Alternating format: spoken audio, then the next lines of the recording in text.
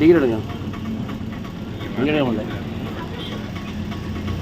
Sir ticket வாங்கணும் உங்களுக்கு, அது ரூல்ஸ் கிடையாது. உங்களுக்கு டிக்கெட் வாங்கணும், வாங்கிடுங்க, அதான் பெஸ்ட்டு.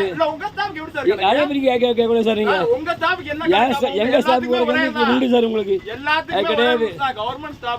டிக்கெட் வாங்க, வண்டி ஆஃப் பண்ணு, வண்டி ஆஃப் பண்ணு.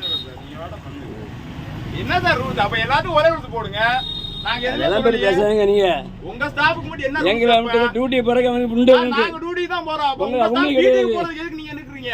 அதெல்லாம் பேசுங்க. நீங்க உங்க ஸ்டாஃப் வீட்டுக்கு போறதுக்கு நீங்க பேசுங்க. நீங்க போறதுக்கு ஏத்திட்டு போறீங்க. நீங்க டிக்கெட் வாங்கிடுங்க, அதான் நல்லது. நீங்க நீங்க போக முடியாது, நீங்க போக முடியாது. சரி சார், நீங்களே எடுங்க. எடுத்துட்டு வண்டி ஆஃப் பண்ணு. சொல்லுண்ணா.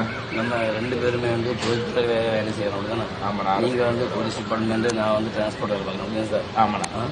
நீங்கள் அன்றைக்கி பஸ்ஸில் வந்தீங்க, அந்த அன்றைக்கி நீங்கள் உங்கள் கருத்து சொன்னீங்க, நான் என் கருத்து சொன்னேன். ஆமாண்ணா.